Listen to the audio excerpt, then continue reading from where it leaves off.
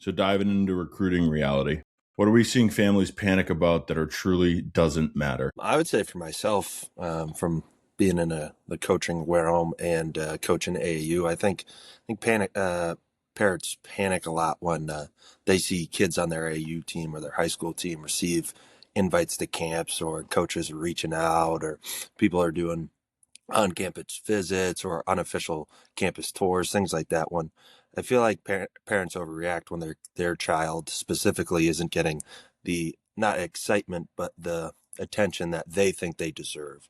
And I think it ends up faulting on, sometimes they put too much pressure on the child to perform better because they might think the results aren't there. So they're pressing to get those results so those coaches will give them attention. It's not that really big of a deal, guys. You'll realize that any given day a coach could see you play, and you don't need to fret over, hey, this guy got talked to by the University of St. Joe's, or this one was Eastern Connecticut, or UMass Amherst, or he got a big one from maybe Duke or Florida or something like that.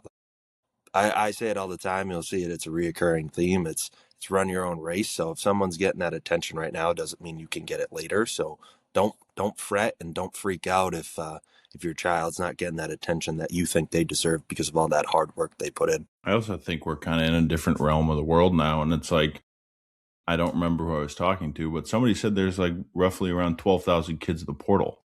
I Yeah. mean, guaranteed those kids have committed, but like we're back to the age now of you're going to wait your time, because all this winter, where let's say 4 or 5, maybe 6 years ago, people were waiting on kids to offer, or kids that they had on campus in the fall, and they were given offers. Those guys aren't giving offers right now. They need to build that team and see what it looks like for the spring. So that recruiting is now getting pushed back until springtime, where it's like, hey, maybe a coach pops out to one of high school games, and then you get your on-campus visit. Whereas before, I mean, most of the D1 was always in the fall, especially when we played. So now it's just getting pushed back more and more and more. And I understand kids are starting to get frustrated, but that's going to be the new norm. There isn't any way of escaping that. And it sucks to sit there and be like, wow, well, that kid's getting an offer and I haven't. I'm the same caliber player that kid is. If you get an offer at the end of the day, you get an offer at the end of the day. It might take a little bit longer, but I mean, that's pretty much what we go back to saying all the time, of trusting that process.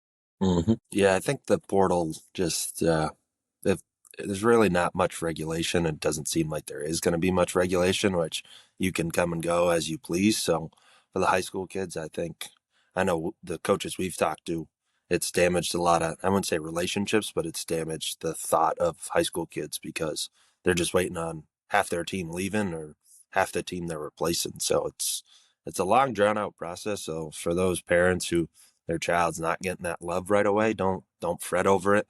They're just prioritizing maybe bringing in replacement guys right away, and then they'll work on their high school class after.